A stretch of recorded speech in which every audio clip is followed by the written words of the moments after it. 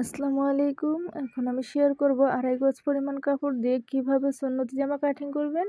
তো এখানে আমি লং নেব ৪৫ ইঞ্চি এবং বডি হলো ৪৪ ইঞ্চি এবং কোমর হলো এখানে ৪২ ইঞ্চি। তো দেখুন আমরা আড়াই গজ পরিমাণ কাপড় দিয়ে কিভাবে কাটিং করব।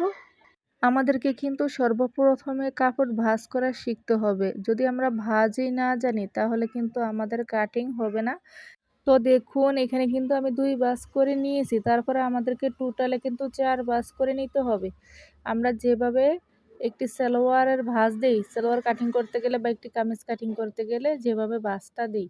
তো দেখুন আমার দিকে আটকানো অংশ দেখে আমি এভাবে ৪ ভাঁজ করে নিয়েছি এবং এখানে আমি সম্পূর্ণ বহরটা ভাঁজ করি নাই। এখানে আমি ১৭ ইঞ্চি পর্যন্ত ভাঁজ করছি। যেহেতু এখানে আড়াই হাত ফানা কাপড় আছে, তার জন্য কিন্তু আমাদেরকে হাতার জন্য কাপড় বের করতে হবে। তো দেখুন এখানে আমি মার্জিন দিছি, আমরা এতটুকু হাতার জন্য রাখবো। ৮ ইঞ্চি পরিমাণ আমরা হাতার জন্য রেখে দিব।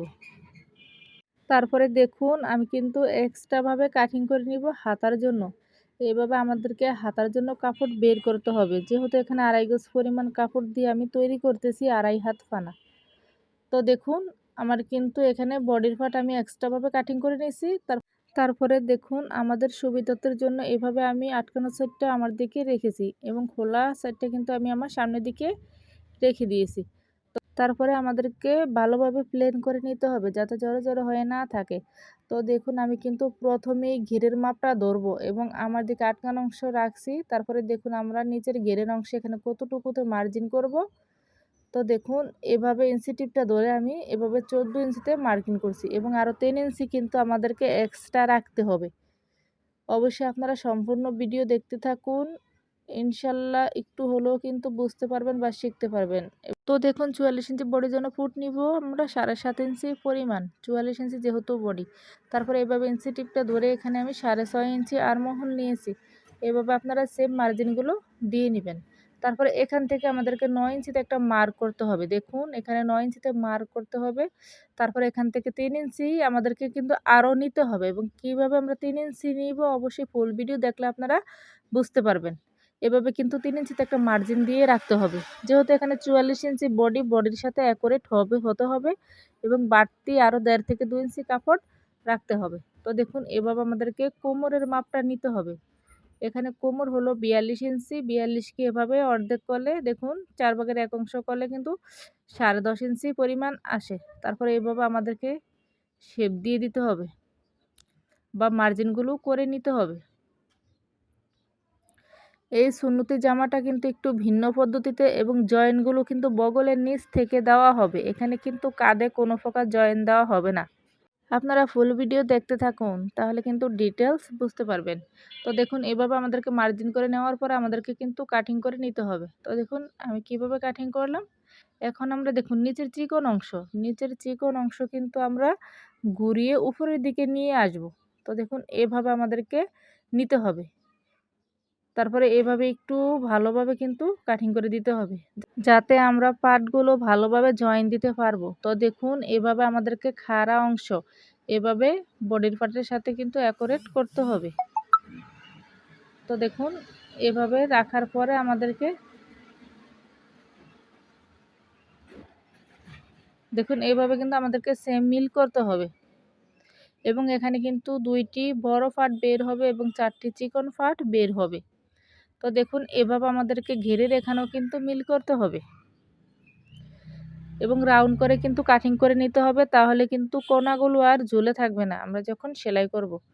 তো দেখুন এখন আমরা কিভাবে হাতা কাটিং করব। এখানে কিন্তু জয়েন দিতে হবে কাঁধ বরাবর। এভাবে আমি ৪ ভাঁজ করে নিলাম। তো দেখুন এখানে কিন্তু একসাথে ২টি হাতা কাটিং হবে।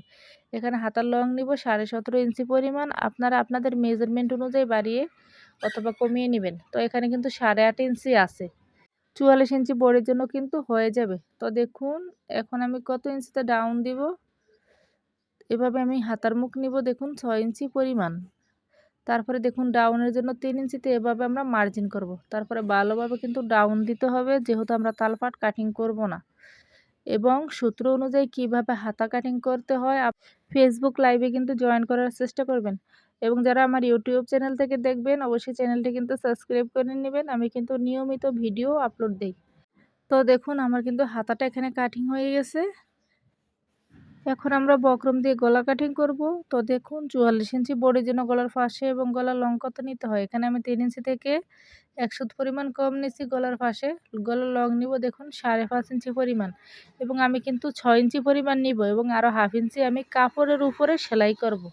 আপনারা যদি না বুঝেন তাহলে কিন্তু আমার পেজ থেকে রিলস ভিডিওগুলো দেখে নেবেন, তাহলে কিন্তু বুঝতে পারবেন। তো দেখুন এভাবে আমাদেরকে গোল গলার শেপ দিয়ে কিন্তু কাটিং করতে হবে।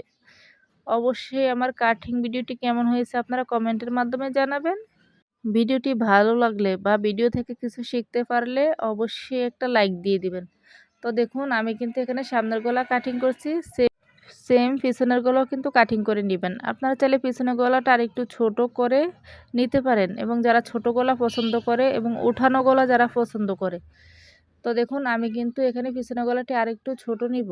এখানে আমি 4.5 ইঞ্চি নিব, বা 5 ইঞ্চি নিতে পারেন আপনারা। 4.5 5 ইঞ্চি নিতে পারেন। আপনারা যদি ২টা গলা একই মাপের কাটিং করেন সেক্ষেত্রে কিন্তু গলার পাশে একটু কম নিবেন, এবং যদি আপনারা সামনের গলা যেমন 6 ইঞ্চি কাটিং করেন বা 6.5 ইঞ্চি কাটিং করেন ৪৪ ইঞ্চি বডি জন্য, সেক্ষেত্রে আপনারা গলার পাশে 3 ইঞ্চি নেবেন। অবশ্যই কাটিং এবং সেলাইয়ের কিছু টিপস আছে, সেই টিপসগুলো যদি আপনারা বুঝতে পারেন, এবং এগুলো কিন্তু নতুন অবস্থায় কিছুতেই বোঝা সম্ভব না। আপনারা যখন ধীরে ধীরে কন্টিনিউ কাজ করবেন তখন কিন্তু আপনারা এই কাজগুলো সম্পর্কে বুঝতে পারবেন বা আপনাদের ভালো আইডিয়া হবে। তো দেখুন পিছনের গলা আমি